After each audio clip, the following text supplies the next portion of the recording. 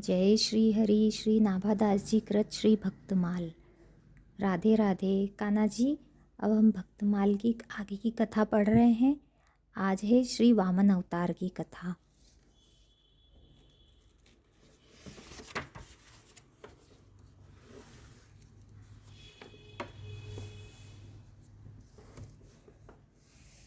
कान्हा जी सुनो।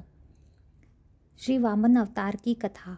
भगवान की कृपा से ही देवताओं की विजय हुई। स्वर्ग के सिंहासन पर इंद्र का अभिषेक हुआ, परंतु अपनी विजय के गर्व में देवता लोग भगवान को भूल गए, विषय परायण हो गए। इधर हारे हुए दैत्य बड़ी सावधानी से अपना बल बढ़ाने लगे। वे गुरु शुक्राचार्य जी के साथ साथ समस्त भृगुवंशी ब्राह्मणों की सेवा करने लगे, जिससे प्रभावशाली भृगुवंशी अत्यंत प्रसन्न हुए और दैत्यराज बलि से उन्होंने विश्वजीत यज्ञ कराया। ब्राह्मणों की कृपा से यज्ञ में स्वयं अग्निदेव ने प्रकट होकर रथ, घोड़े आदि दिए और अपना आशीर्वाद दिया। शुक्राचार्य जी ने एक दिव्य शंख और प्रहलाद जी ने एक दिव्य माला दी। इस तरह सुसज्जित हो सेना सहित उन्होंने जाकर अमरावती को घेर लिया।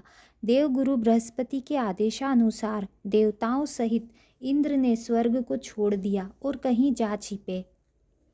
विश्व विजयी हो जाने पर भृगुवंशियों ने बलि से 100 अश्वमेध यज्ञ कराए। इस तरह प्राप्त समृद्ध राज्य लक्ष्मी का उपभोग वे बड़ी उदारता से करने लगे।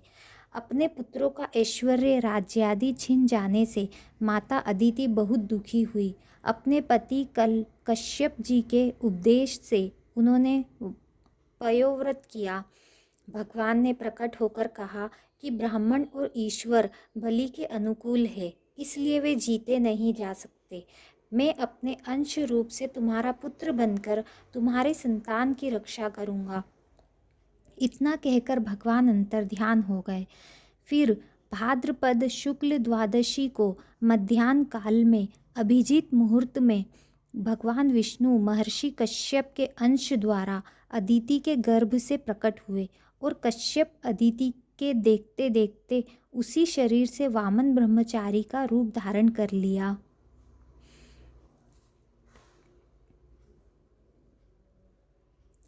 वामन ब्रह्म ठीक वैसे ही जैसे कोई नट अपना भेष बदल ले। वामनों को वामन ब्रह्मचारी के भगवान को वामन ब्रह्मचारी के रूप में देखकर महर्षियों को बड़ा आनंद हुआ। उन लोगों ने कश्यप प्रजापति को आगे करके उनके जात कर्म आदि संस्कार कराए। जब उनका उपनयन संस्कार होने लगा तब सूर्य ने उन्हें गायत्री का उपदेश दिया। बृहस्पति ने यज्ञोपवीत और कश्यप ने मेखला दी। पृथ्वी ने कृष्ण मृग चर्म वनस्पतियों के स्वामी चंद्रमा ने चंड, माता अदिति ने कोपीन और उत्तरीय वस्त्र, आकाश के अभिमानी देवता ने छत्र, ब्रह्मा ने कमंडलू, सप्त ऋषियों ने कुश और सरस्वती ने रुद्राक्ष की माला समर्पित की। कुबेर ने भिक्षा पात्र और साक्षात जन्माता अन्नपूर्णा ने भिक्षा दी। इस प्रकार उनकी ब्रह्मचर्य दीक्षा पूर्ण हुई।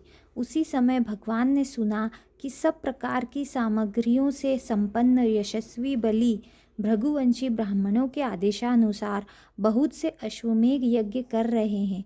तब उन्होंने वहाँ के लिए यात्रा की। राजा बलि नर्मदा नदी के उत्तर तट पर भृगुकच्छ नामक क्षेत्र में भृगुवंशियों के आदेशानुसार एक श्रेष्ठ यज्ञ का अनुष्ठान कर रहे थे। ठीक उसी समय हाथ में छत्र, दंड और जल से भरा कमंडलू लिए वामन भगवान ने अश्वमेध यज्ञ के मंडप में प्रवेश किया। वे कमर में मूंज की मेखला और गले में यज्ञोपवीत धारण किए हुए थे। बगल में मृग चर्म और जटा सिर पर थी। राजा बलि ने स्वागत वाणी से उनका अभिनंदन किया और चरणों को पखार कर चरण तीर्थ को मस्तक पर रखा। फिर बटु रूपधारी भगवान से बोले, ब्राह्मण कुमार, ऐसा जान पड़ता है कि आप कुछ चाहते हैं। आप जो कुछ भी चाहते हैं अवश्य ही वह सब आप मुझसे मांग लीजिए। भगवान ने प्रसन्न होकर बलि का अभिनंदन किया और कहा, राजन, आपने जो कुछ कहा वह धर्ममय होने के साथ साथ आपकी कुल परंपरा के अनुरूप है।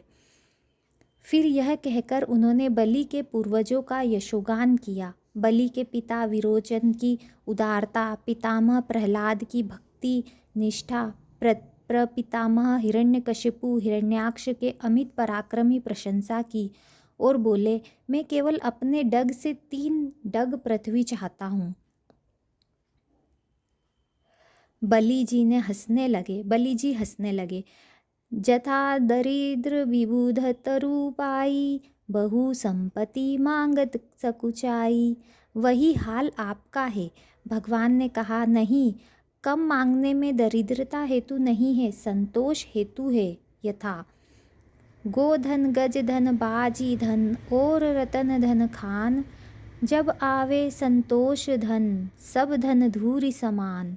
बलि ने कहा, अच्छा, 3 पग लेना है तो मेरे दैत्यों के पग से लीजिए। देखिए, 1-1 योजन के इनके पाँव हैं। भगवान भी पूरे हठी है।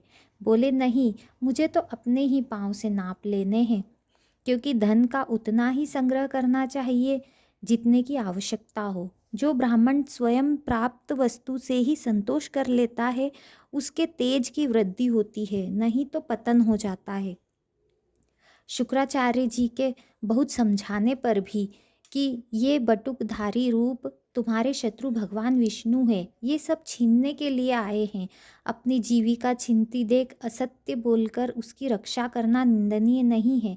राजा ने असत्य बोलना देने को कहकर फिर नकार जाना स्वीकार न किया। तब शुक्राचार्य जी ने बलि को राज्य भ्रष्ट होने का शाप तक दे दिया। तो भी महात्मा बलि अपने निश्चय से हटे नहीं और हाथ में जल लेकर 3 पग पृथ्वी का संकल्प कर दिया। संकल्प होते ही भगवान का वामन रूप बढ़ते बढ़ते इतना बढ़ा कि भगवान की इंद्रियों में और शरीर में सभी चराचर प्राणियों का दर्शन होने लगा। सर्वात्मा भगवान में यह सारा ब्रह्मांड देखकर सब दैत्य भयभीत हो गए।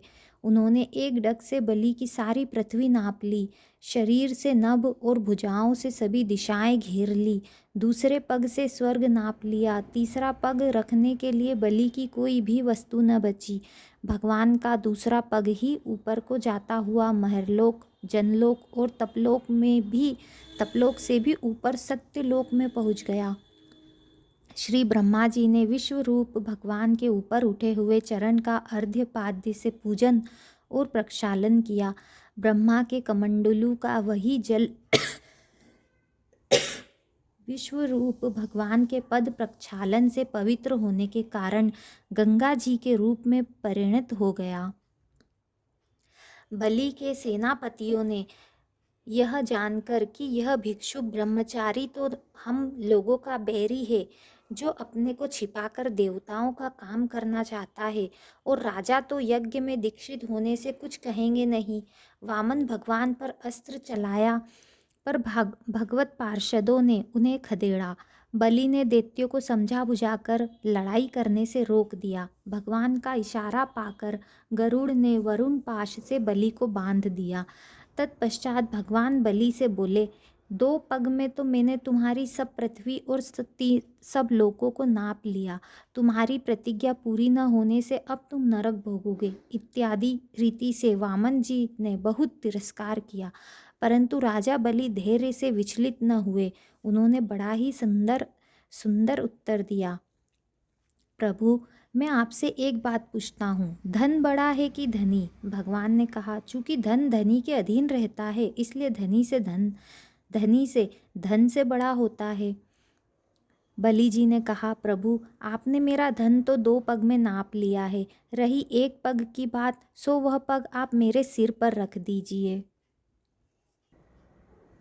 यद्यपि हूँ तो मैं 2 पग से भी अधिक, परंतु 1 ही पग में आपके चरणों में आत्मसमर्पण करता हूँ। भगवान बहुत प्रसन्न होकर ब्रह्मा जी से बोले, मैं जिस पर बहुत प्रसन्न होता हूँ उसका धन छीन लिया करता हूँ। मैंने इसका धन छीन लिया, राजपद से अलग कर दिया, तरह तरह के आक्षेप किए। शत्रुओं ने इसे बांध लिया, भाई बंधु छोड़कर चले गए। इतनी यातनाएं इसे भोगनी पड़ी, यहाँ तक कि इसके गुरुदेव ने भी इसे शाप दे दिया। परंतु इस दृढ़ व्रति ने प्रतिज्ञा नहीं छोड़ी। मैंने इससे छल भरी बातें की, मन में छल रखकर धर्मोपदेश किया, परंतु इस सत्यवादी ने अपना धर्म न छोड़ा। फिर राजा बलि को सूतल लोक में रहने की आज्ञा दी और अपूर्व वर दिए। राजा बलि के आप द्वारपाल बन गए। इस तरह भगवान वामन ने बलि से स्वर्ग का राज्य लेकर इंद्र की को देकर अदिति की कामना पूर्ण की और स्वयं उपेंद्र बनकर सारे जगत का शासन करने लगे। राधे राधे, हरे कृष्ण। तो ये थी श्री भगवान वामन देव की कथा। अब कल हम पढ़ेंगे श्री परशुराम अवतार की कथा। राधे राधे।